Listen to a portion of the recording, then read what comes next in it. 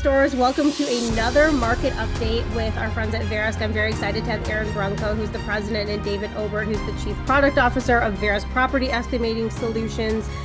They are bringing some great data in. There's been some headlines related to Verisk recently. We're going to talk about what's going on in the industry. And I have to tell you two that this is the most sought after podcast I do. So thank you so much for doing these. I have people ask me like, hey, when are you going to talk to them again? We would love to know what's going on. So thank you for the partnership. Thank you for being open and willing to share the kind of stuff that you do and the articles that you send along with it. This is so helpful for restorers. And, Verisk has been part of conversations at industry trade shows recently of how much I think the relationship between contractors and Verisk has evolved over recent years, and how good it is, and how it's clear that you do care about the contractors and are trying to be as transparent as possible in your open ecosystem that you're working on, all of those things. So kudos to both of you. Thank you on behalf of the contractors for that. So really quick, I'm going to let you two introduce yourself for people who aren't familiar with you yet. So Aaron, I'll toss it to you first for a quick intro. Yeah. Hi, Aaron, or as some people call me, Aaron, within the industry. Happy to be here with you. Long-time Xactware veteran who's held many different positions within the organization. And we don't exist without the restorer community. And so just thank you for continuing to listen to us. And we are here to serve you, as well as others within the ecosystem. So thank you. Perfect. All right, Dave. Yeah, David Obert, Chief Product Officer here at PES, otherwise known as Xactware. We can't forget that. We got to make sure we throw out that name. Ray still calls us Exact. We will never. I actually have a tattoo on this shoulder that says Exact. I don't like to show it off very much, but every now and again, if you get a couple in me. But anyway, been with the organization for about 20 years now. And obviously report to Aaron, and really, to Aaron's point, really enjoy working with our contractor partners. There is no question. It's something near and dear to my heart. I prior to this position, I actually led out the group that was focused on contractors. So have always loved working with our contractor partners, get the opportunity to talk to a lot of folks all the time, which I really appreciate. That bi-directional communication is absolutely stellar. So we like to keep that going for sure. Perfect. Okay, so to start, let's talk about what's been in the headlines, which is AccuLynx. And Verisk has acquired AccuLynx. And so Aaron, I'm going to toss it to you first. Explain what the acquisition, is in process of, has not closed yet. Right. So let me correct myself on that. It's unusual that we get to talk about stuff before it closes, but it is big news and a big transition in the industry, especially for roofing community. So talk to us a little bit about what this acquisition that's coming, what it's all about, and the potential that it might bring our industry. Yeah. So there's a lot there. When we were talking earlier, we were talking about, when you think about restoration, it's typically focused on a lot of the, water mitigation, the reconstruction, and then there's this kind of other segment of roofing. And that happens to be a pretty big proportion of an insurance company's spend. Mm-hmm. And there's just pretty strong opportunities to streamline that process. And I think give roofers additional capabilities within the broader insurance ecosystem and streamline the process while ensuring that there's opportunities for insurers to improve their overall loss adjustment expense in that overall process. And at the end of the day, what we care about is helping policyholders, right? Helping homeowners. And so to the extent that we can really show up and be our best to help restore properties and restore lives after damage occurs, that is really where our North Star is focused. All right, Dave, anything you want to add on that one? No, I'm turning that all over to Aaron to talk, talk about that. But he's right. I mean, he's 100% correct. It's an important. Again, the contractor community. To your point earlier, Michelle, the contractor community has always been important to Verisk. It's always been important to us here within PES, and given where our heritage is and where we came from as an organization and who we are today, extremely important. And we recognize the need to help support those contractors that are out there working the market, whether you're doing restoration, mitigation, or whatever, or on the roofing side. Either way, we recognize the importance of that portion of the industry, and so obviously investing in that to help out as best we can. Yeah, that's a really good point. When you think about the history, Michelle, I'll ask you a question if that's okay. I know that's Sure. not, hopefully that's okay. Go ahead. Hopefully. Xactware started in 1986. How many people know the genesis for why Xactware was created? Xactimate. Was it Bill Loveland that created it? James Loveland with James. Loveland Construction. Okay. Bill was definitely a part of the business. Okay. Ken, so on and so forth. Okay. James had a construction company. He had a restoration company called Loveland Construction. Yep. And he was doing handwritten bids, evidently had bad handwriting, almost lost his business on a bid that he wrote by hand and said, I'm not doing this anymore. I'm going to build my own software. Okay. And that was the genesis for Xactimate.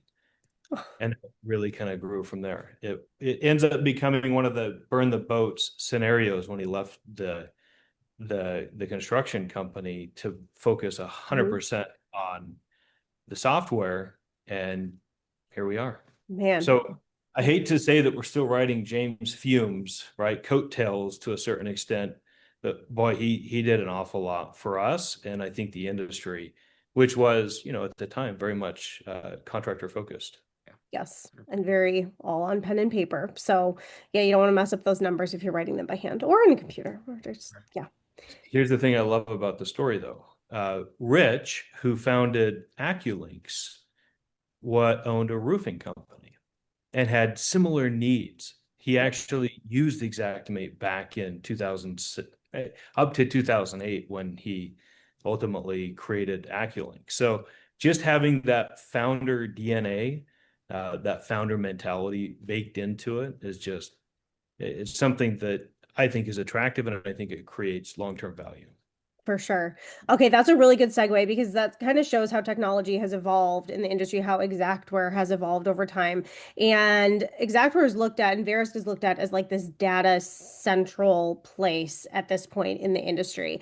And with the evolution of AI and more open ecosystems and things like that, that also is making some players in the space more concerned about their data. Where's it going? So what is Verisk's stance on data and protecting the contractors? And, you guys have a lot of data that you house. So what's your stance on that? Well, certainly from a customer perspective, we very much value privacy, right? So we have data. If you think about the reason why we exist in the industry, especially from the ISO days, that's, the broader Verisk now, if we aren't a good data steward, we essentially shoot ourselves in the foot. Yep. So making sure that we are protecting customer information. When I say customer, I'm talking about the contractor, the insurance company, the TPAs, having that private data. And, certainly we can do reporting at industry aggregate levels, but your data is your data and it's your private data. We're very careful with that. Sometimes a little bit too careful from my standpoint, where it limits opportunities for R&D and things that probably others here would like us to be able to do. But it is very important, though, that we are, extremely good data stewards of data. And so that's an important point that should be, I think, promoted and showcased, demonstrated within the market. Yeah, and to Aaron's point, we certainly have data governance committees and different things like that, making sure that data is flowing appropriately based on contracts or EULAs or whatever, and we take that very seriously. It's always been something that we've taken very seriously. We protect the data and recognize our position in the industry as data stewards and take that extremely seriously. Like that's not something that we take lightly ever.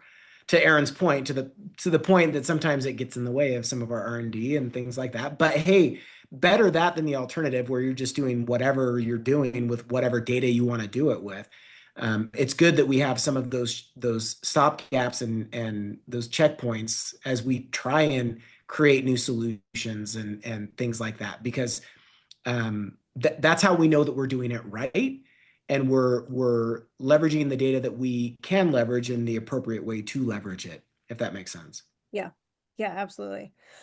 One of Okay. the concepts that Dave and I have talked about is when you are in a publicly traded company, right? There's a lot of audits, and you have to, adhere to certain publicly traded company standards, right? GAAP standards, so on and so forth. I look at data as a currency in a lot of ways, right? From that perspective. And so having similar standards and treating data as a currency, I think, is extremely important. And that's what I think it means to be a good data steward.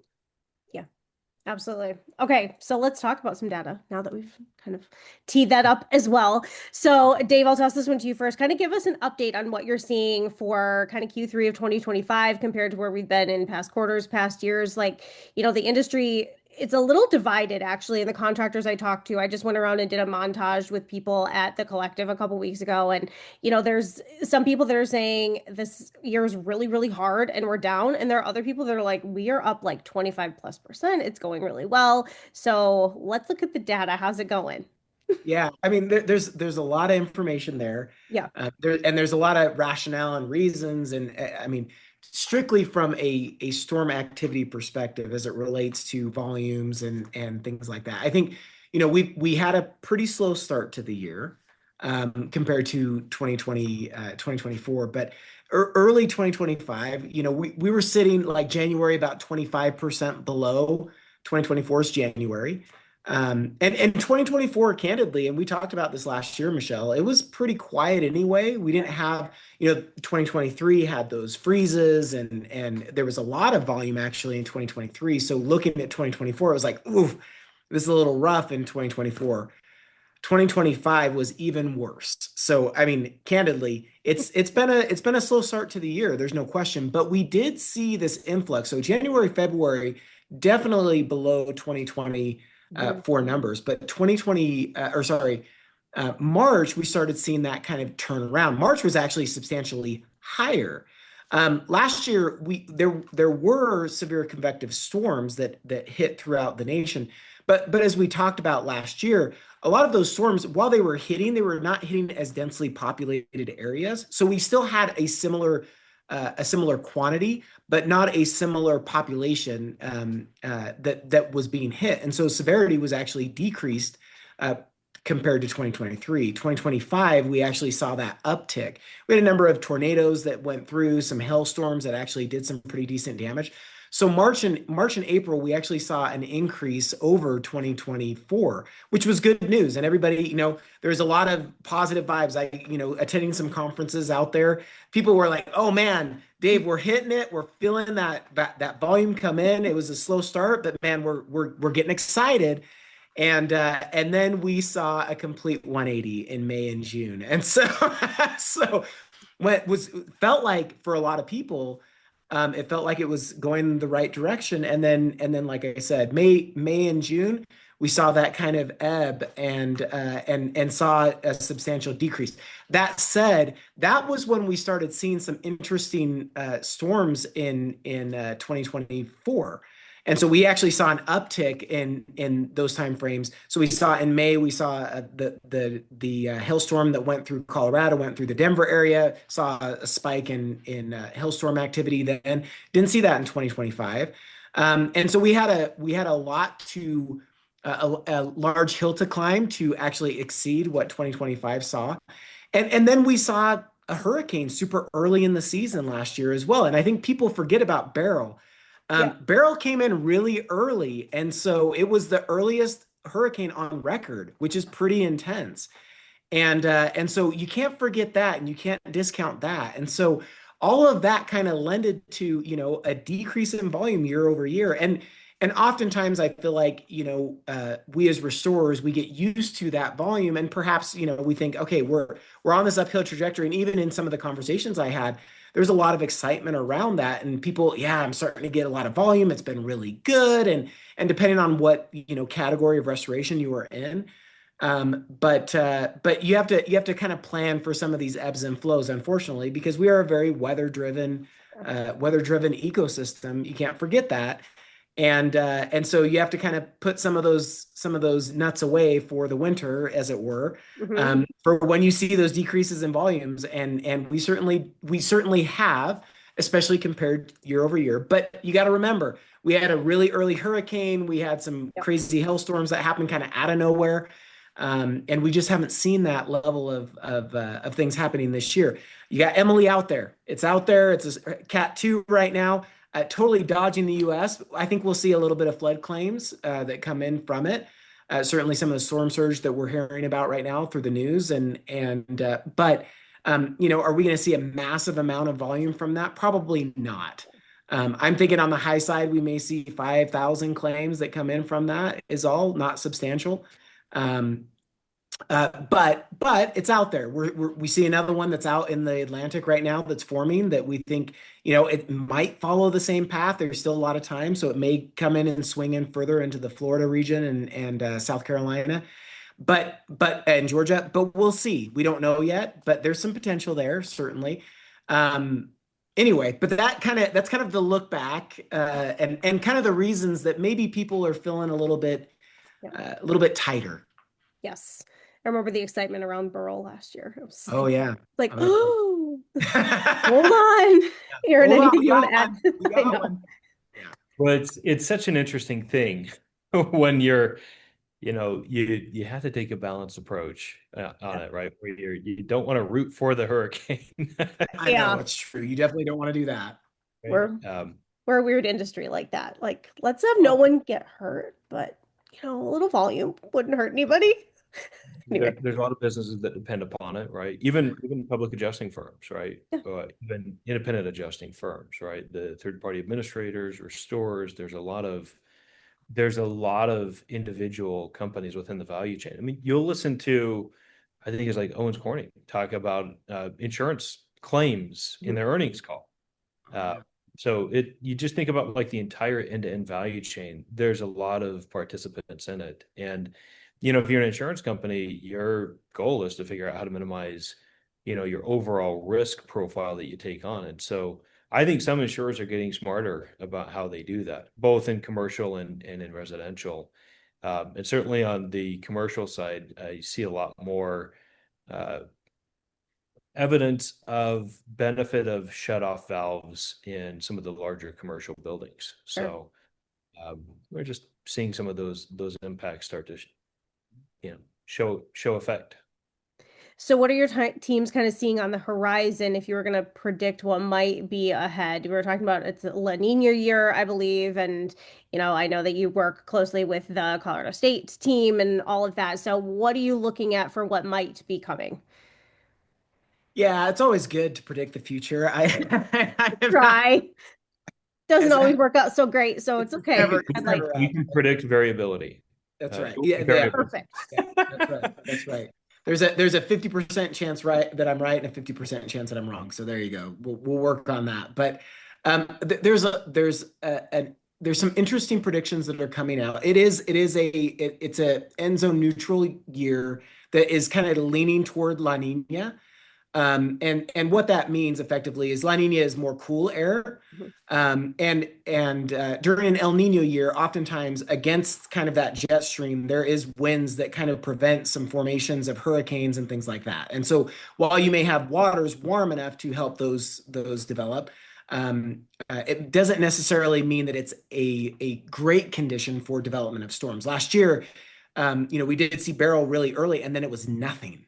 And then we saw two back to back. And where did they form? It wasn't out in the Atlantic. It was in the Gulf of Mexico, and they swung back in. And so it was a little bit different because of that. And El Nino played a major role in that. This year, with kind of an Enzo neutral year / like I said, leaning toward La Nina, you get those cooler winds, which is why we're seeing more formation out in the Atlantic versus what we saw last year. It was last year for a long time, and people were just from a volume perspective, we're like, hey, is anything going to form? Are we going to see any real substantial hurricanes this year? And after Beryl, it was just crickets. It was crickets for a long time. Yep. And so this year, as we look into kind of future casting, we're seeing, and right now they're staying pretty steady with their predictions, but NOAA's predicting kind of they're predicting between the 13 and 19 named storms. Arena looking at 6 to 10 hurricanes, and then 3 to 5 major. CSU has just updated their modeling. They're saying 16 named storms. So that's inclusion of tropical formations and things like that, but also 8 hurricanes and 3 major hurricanes. So that's major hurricanes identified as Cat 3 to 5. Okay. And we just hit one that was a Cat 5. Emily hitting Cat 5. I think it hit Cat 5, didn't it? I'm pretty sure we got to Cat 5 with that. I know I saw Cat 4, but I don't remember. Cat 4, I don't know if it made Yeah, I can't remember if it hit Cat 5 or just cusped it. The major regardless. Yeah, major regardless. That's right. And so there's a lot of potential that's forming out there. And again, with us kind of leaning toward that La Nina aspect, I think you're gonna see more potential. Waters are not as warm this year as they were last year. They cooled down a little bit. We've dropped a little bit in water temperature, which could offset some of that. But it'll be interesting to see how it all plays out. Again, we're in August, and we've got a hurricane that's out there. We've got one that's forming right now that is likely to become a hurricane, and they're expecting it to at least be a Cat 2 at this point. We'll see. But I think there's potential for a lot more. Now, the question is wind direction and all that stuff. Is it going to actually make landfall? Is it going to go skirt up the coast like we're seeing Emily do? We don't know until we see some formation, but I expect that we'll see, and that, their predictions are a little bit higher than average by about one more named storm or so. It's not substantially higher than average, but it's probably going to be a more average year. But you look back a few years and those were average years, and we got some pretty hefty storms that came through. So anyway, we'll see. It's more about where it lands. Yeah, it's more about where it lands, but that's kind of where the models are predicting right now, which is interesting, certainly. Yes. So you want to know what's probably not great about me on your podcast is I have more questions probably than So like, I feel like you've asked me questions before, so maybe Dave is on. Aaron's good at it. Well, no, so one of the questions that I have is, and maybe it's for listeners, when you think about like the fortified homes, right, and increase requirements with building codes, is there evidence as with these increased building codes, these more resilient homes, properties? Does that also play a factor into, less severe damages, less, claims that could potentially occur? It'd be interesting if we did a deeper study on just the fortified home and what impacts that has on restoration and just insurance in general. Yeah. But that is a current war being fought right now, is building codes and fortified homes. Yeah. So it'd be interesting to see what kind of impact they're promoting and what they're having in the face of storms and severity. I just made myself a note, so I'll see what I can do about that. Might be a good we have the data, Michelle. We could do an analysis of if this storm were to happen 10 years ago, what would that look like from a material perspective? Because we have the data to do it. We could certainly do the study. I want to be too self-serving. Yeah, well, I'll be the self-serving one then. No, yeah. People would love to see it. Talk about respond map for restorers then. Well, yeah. Seriously. Yeah. No, but I think there's probably opportunities with that too. 100%. So on that topic, which is kind of leaning into trends, we were also talking about before the podcast about how there's kind of this trend right now of policyholders avoiding filing claims, especially on smaller claim amounts. So is that a trend that you guys think is going to stick? How much do you see that affecting the industry and claims volume right now? I'm curious your take on that. It's fascinating. So one thing that I think is worth highlighting, that it's simply that premiums right now are up since 2019. Premiums are up almost 40%. That's ridiculous. Yeah. Like, that's a lot. And we certainly saw a lot going on there with combined ratios. And I mean, the carriers were hurting because we saw massive influxes of material prices and things of that nature. What about deductibles? Right? Yeah, so that's a really interesting item. Couple interesting metrics related to deductibles. So 200% growth in deductibles at $2 to $2,500. So 200%, 49% increase in deductibles from $5,000 to $10,000, and a 67% decline in deductibles that are $500. So what does that mean? That means me as a policyholder, I'm not going to, number one, my deductibles have increased. Why did they increase? Because premiums have gone up so much. Yeah. So I'm trying to offset the fact that my premium cost has gone up so much. And can I cover $3,000? I probably could for a kitchen, a kitchen flood. Like I can probably pull that off, or I will pull that off because I don't really want to pay a premium that's that much more.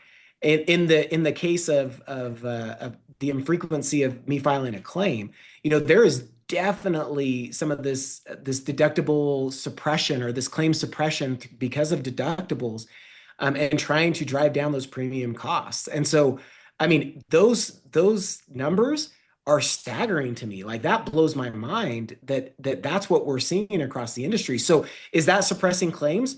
I don't think there's a question of it. How much is it suppressing claims? I don't know. There's a lot more study that we can certainly do around that. But that's a big factor to your point, Aaron. Yeah. Yeah, one of the data points is job not sold as an attribute where it's below deductible to look at and measure. And yeah, it's certainly one we pay attention to. Yeah. Yeah. There's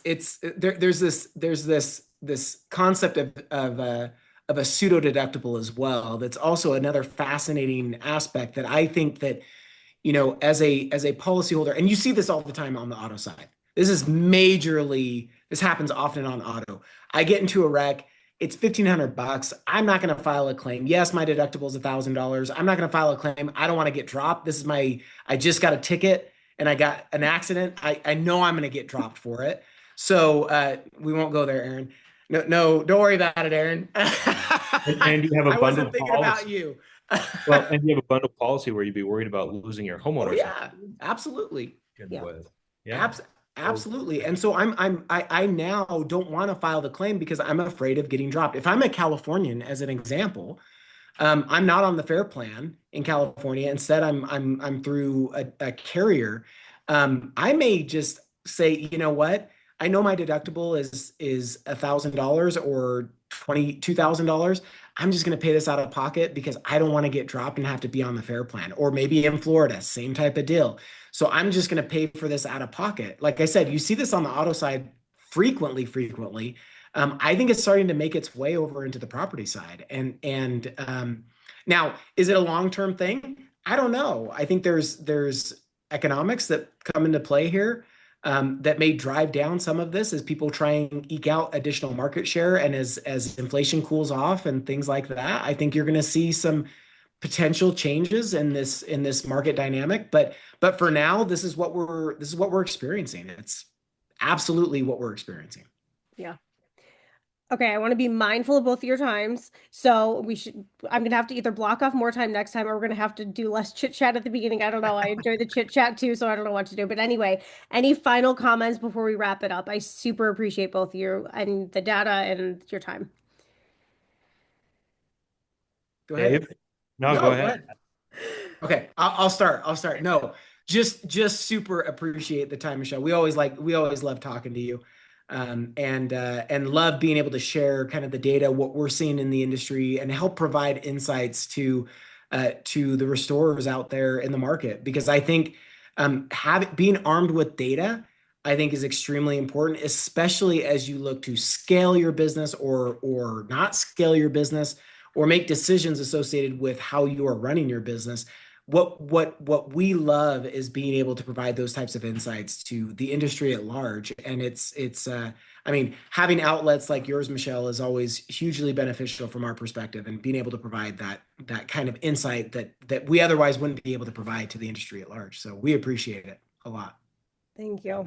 I would certainly echo David's comments, and then just maybe an ask for listeners. We want you to view us as a partner. We want to demonstrate the value to you, even including if you have ideas of ways that we can improve to better your workflows, your estimators, project managers. folks even within the ecosystem where we can do a better job to reduce steps, clicks in your workflow, and just make it more efficient. We're always about trying to make it a better platform for you all. So appreciate the partnership, and Michelle, as always, thank you. Well, thank you, gentlemen, so much. Have a great rest of your day. For more Restoration Today and the latest news, visit our website, cnrmagazine.com, and find the latest episodes of the Restoration Today podcast on your favorite podcasting platform.